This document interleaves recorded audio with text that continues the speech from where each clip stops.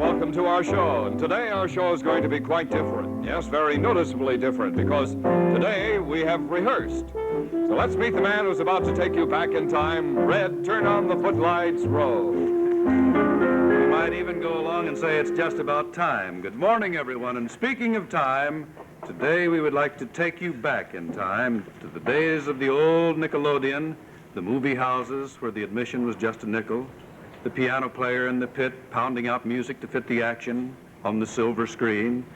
And good old Les Thumbs Taylor is going to be our good old-time piano player, complete with good old-time gaiters that you got on here.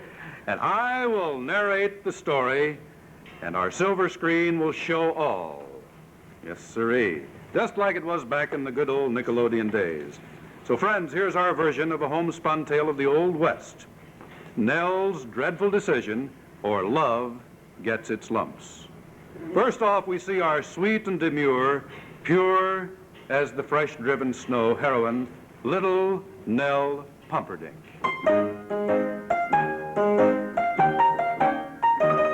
But now tragedy rears its ugly head. The old homestead must be saved. The mortgage is due. So little Nell trips her way to the local bank to make a local loan. But wait. The banker turns out to be none other than the leering and wolfish Harry Hardheart, our villain.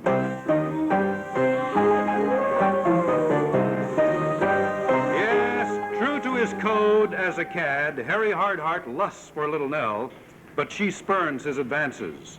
Her chastity will not be bargained for.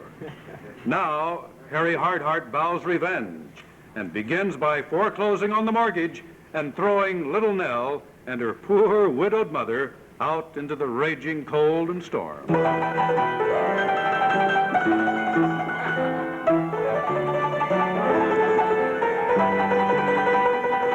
Oh, mercy, things look black for little Nell and her poor widowed mother, Mrs. Pumperdink.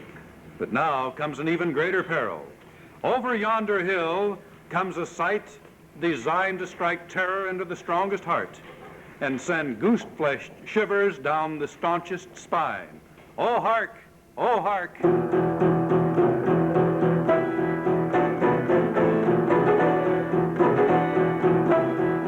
That's right. The Indians are on attack. The battle cry is in their throats. The tomahawks are in their hands. And it looks as though nothing, yes, nothing, will stop them. Not even a tourist looking for a bargain on a new Indian blanket. Oh, all looks lost for little Nell and her poor old widowed mother, Mrs. Pumperdink. What cruel fate must be theirs without even Tonto to help them in their peril. But wait, wait, because just in the nick of time,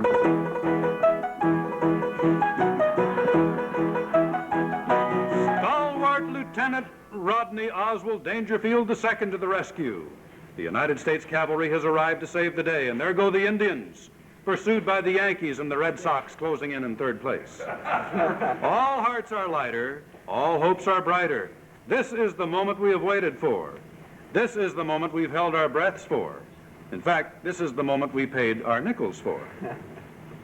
The moment when true love conquers all, when virtuous love plights its troth with a tender kiss.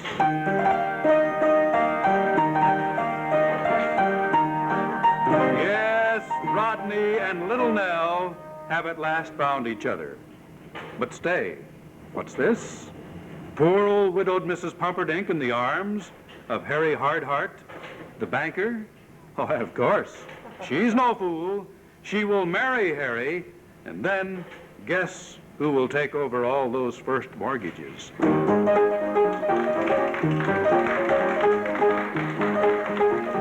be right back with show number 2.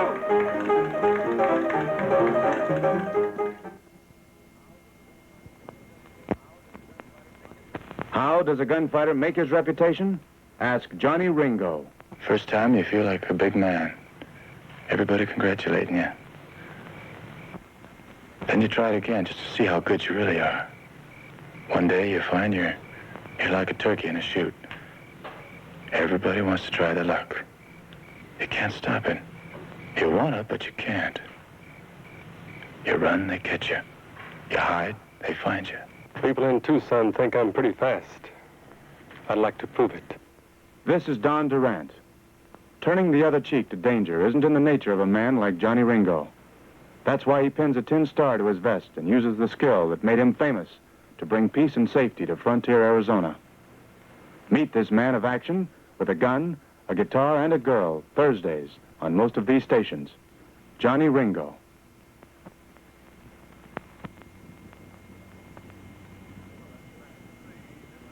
As you can see, this is more or less family day on our program. And before Bill Cunningham sings his song, we've already shot the big budget on the Nickelodeon bit. We thought we would interview our writer. Now, as you probably know, if you watch our program from day to day, we've had many famous writers on the program. But today, a writer who is nearest and dearest to old Red's heart is our very own television writer, Mr. Saul Stein. Sully! Sir, I'll bet Lil and all the family is so proud this morning because always writing behind cameras, telling us to do things, but seldom on. Solly, seriously now, when did you start writing for a full-time job, for your full-time living? When did this start? Actually started in 1945. 45. I was at the aircraft plant during the war, and then during that time started to write some freelance scripts in my spare time and sold a couple, and off we went. Off you went. Now, you say you worked in the aircraft department during the war. Did you have any other jobs, Solly, prior to becoming a full-time TV writer? Yeah, when I got out of school, it was kind of deep in the Depression, as some of us will remember. Yes, here. And I've had it on this show, too. Started to kick around and finally got a job teaching people how to drive cars. No fooling. The driving instructor. How'd that work out? Well, it only lasted about a week and a half. What happened? I was teaching someone how to drive, and I got a ticket for giving the wrong signal. It could only happen to Saul. True. Now, what else did you do? We've had some aircraft, we've had some driving experiences or catastrophes. Something else before becoming a writer, Solly? Well, I had no occupation to speak of, so somebody came along and told me I could make quite a small fortune selling vacuum cleaners. And you tried it? Yeah, but I had a different system. I know if you come up to the door with a cleaner, they'll close the door. You don't even get in. Yeah. So I left it out in the car. And I used to go in and talk about the cleaner, and at the right moment come back, get it, and go back in the house. Well, that job didn't last too long either. What happened? Well, I was in the house demonstrating a cleaner one day without the machine, and her husband came home, and he just never understood what I was doing. Aren't they narrow-minded? Might say in closing, Solly, I'm sure the folks have seen screen credits with your name for a long time. You've written for Tennessee Ernie, Bob Crosby, the old Professor K. Kaiser. Yeah, that was the first. Jack Carson. And I want to say right now, I don't know what I would do without you. I won't be without you. And regardless of what your paycheck looks like, Solly, stay in there and pitch and write to your heart's content. Yeah, I do if I don't look at that paycheck. Everything is all right. Saul Stein. We'll be right back, folks. Thank you, Saul.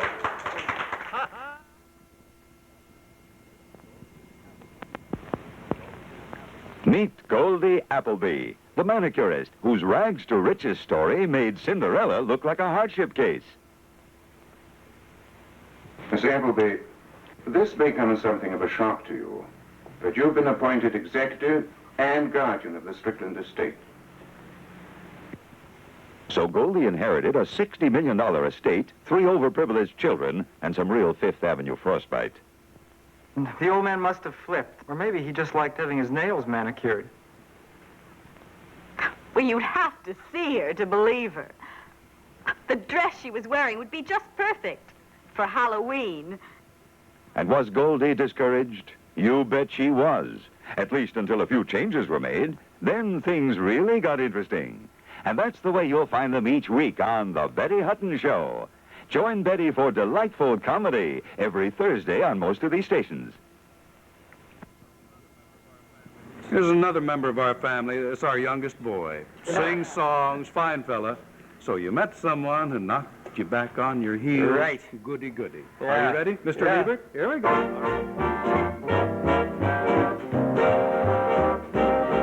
So you met someone who set you back on your heels. Goody, goody. So you met someone and now you know how it feels. Goody, goody. So you gave him your heart too. Just as I gave mine to you. And he broke it in little pieces. Now how do you do? So you lie awake just singing the blues all night. Goody, goody, so you think that love's a barrel of dynamite. Hooray and hallelujah, you had it coming to ya. Goody, goody for him, goody, goody for me. And I hope you're satisfied, you rascal, you. So you met someone who set you back on your heels. Goody, goody. So you met someone and now you know how it feels. Goody, goody. So you gave him your heart too, just as I gave mine to you. And he broke it in little pieces. Now, how do you do? So you lie awake just singing the blues all night. Goody, goody. So you think that love's a barrel of dynamite. Well, now, hooray and hallelujah, you had it coming to ya. Goody, goody for him, goody, goody for me. Your love has been denied. You've been taken for a ride, and I hope you're satisfied, you rascal, you.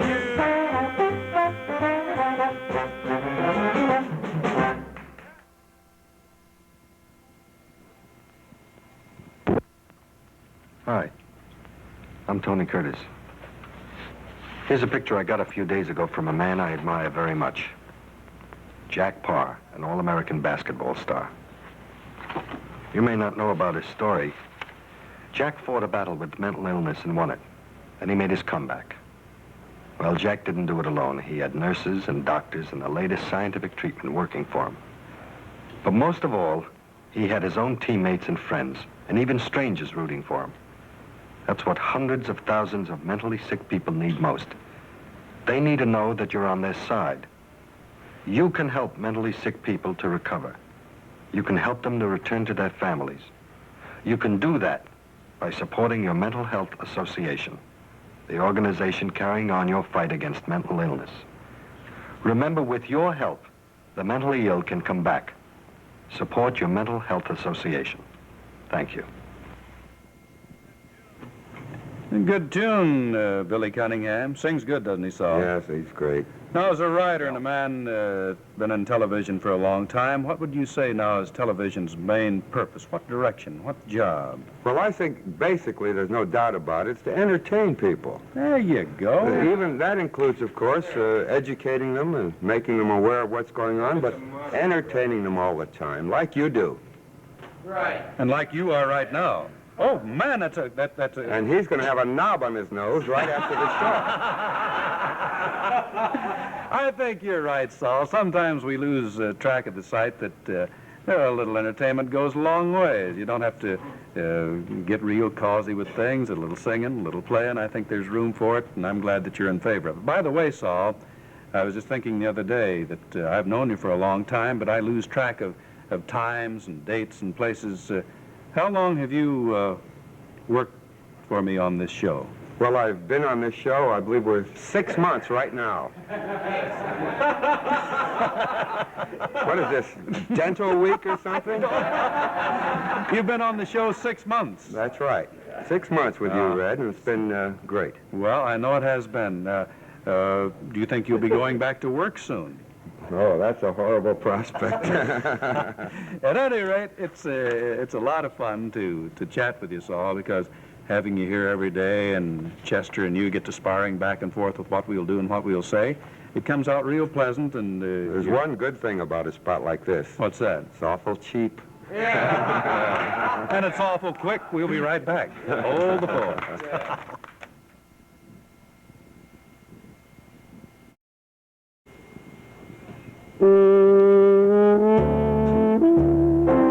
Welcome back to part 2 of the Red Rowe Show. Now, here's Red. And on Family Day, I'm so proud to introduce, writers and singers, Bill Cunningham, Hamilton, Mr. Liebert and all. But here, I think, is the lad that I'm the most proud of because 3 or 4 years ago, vacuum cleaner salesman, and I taught him to play guitar myself. Now, here he is to show you exactly what you can do if you work at it, and he's a very good student. Mr. Roy Lanham from Corbin, Kentucky, and Lover, Come Back to Me. Are you ready? I'm ready. Now, do it just like I told you to. Okay.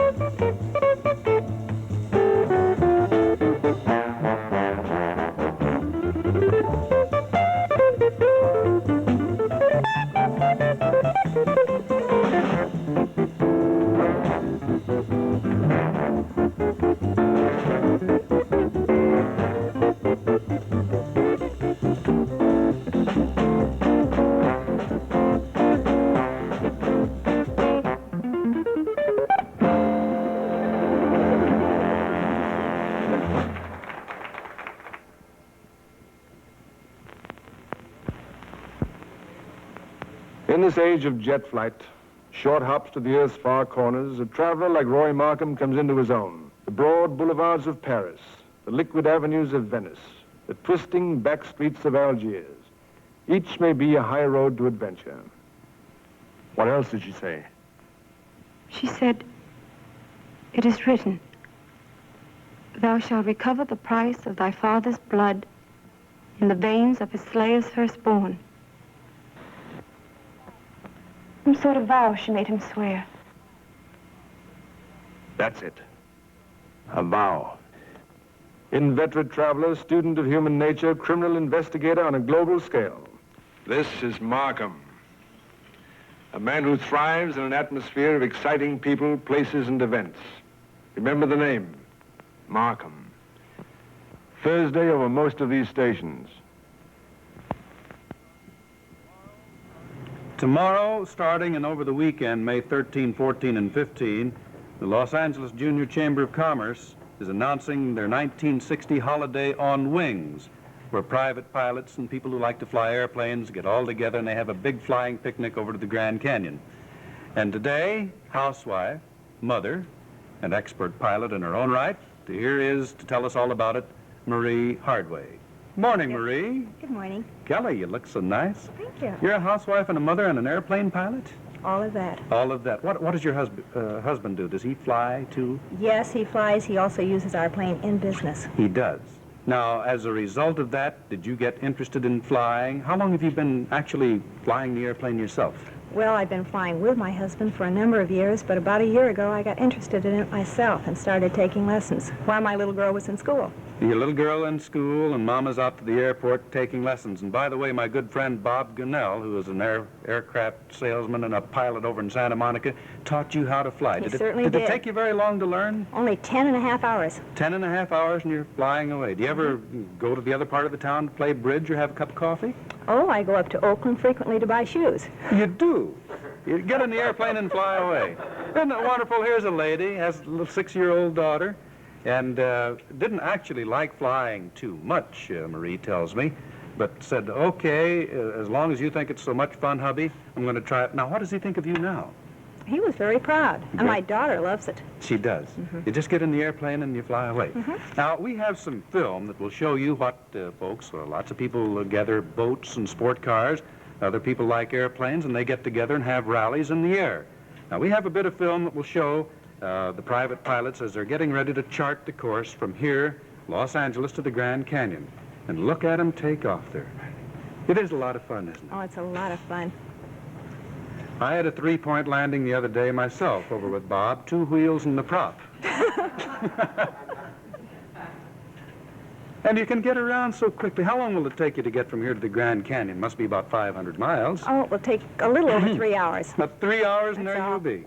Then you'll land way up in the mountains. That's right. And you have a big picnic all planned. All sorts of things planned. Have you done this sort of thing before? Yes, last year we went with the Junior Chamber of Commerce to Ensenada. And that was a lot of fun, too. Down in old Mexico. All the atmosphere. It must be delightful. And at the Grand Canyon, then you'll spend a couple of days looking at all the scenery.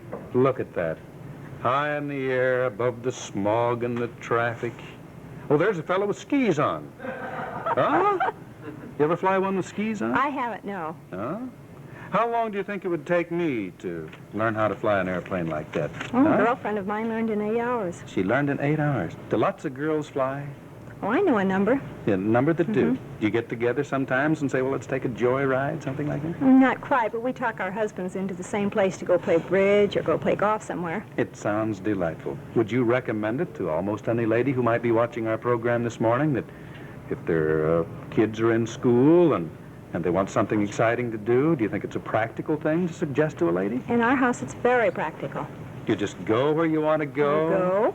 You take your children with you. We even take our little Doxy with us. Put the Doxy, little weenie dog, in the back seat, holler clear, and away you go. Away we go. Well, I want to thank all the folks from the Los Angeles Junior Chamber of Commerce for giving us a tip as to how lots of the private flyers can have a wee of a good time May 13th, 14th, and 15th. And good luck to you and Fess Parker and Bob Gunnell and all the folks from Santa Monica. Have a nice trip and come back and see us. Thank you. I know we shall. A lady pilot. Oh, that makes me want to just zoom right away. Thank you, Marie, and good luck. Bye. Now, folks, we'll be back with you with a wonderful little tune in just a moment with some nice little people.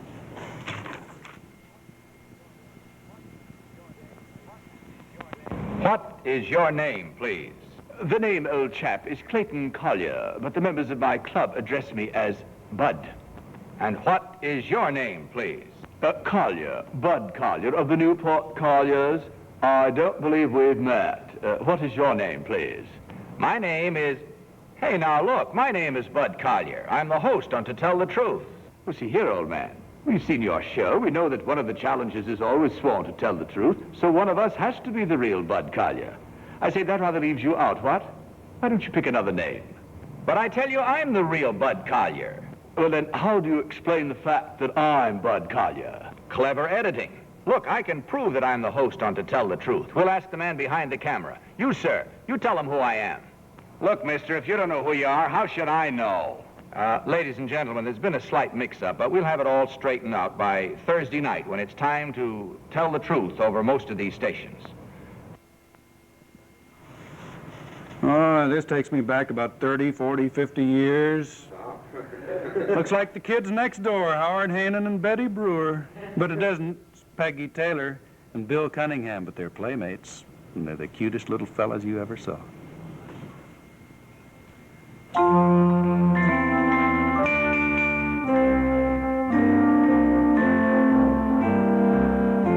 Oh, playmate, come out and play with me, and bring your dollies 3. Climb up my apple tree. Look down my rainbow, slide down my cellar door, and we'll be jolly friends forevermore. She can't come out and play. It's such a sunny day. With tearful eyes she breathed a sigh, and I could hear her say, I'm sorry, playmate, I cannot play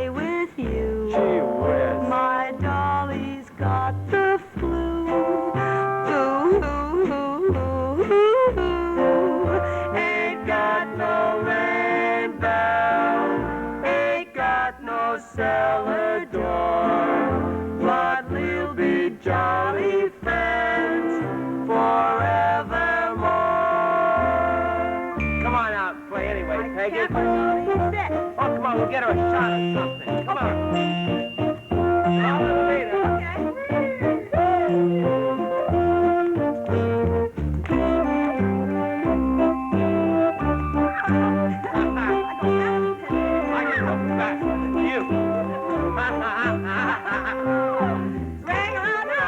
Pocket full of fuzzy, ashes, ashes, all falls down. How about hide and seek? You're it. Okay. 5, 10, 15, 20, 25, 30, 35, 45, 50. Ready now, here I come. There you are, you're it. Oh, playmate, come on and play with me, and bring your dolly's tree. Climb up my apple tree, drop down my rain cloud, slide down my cell.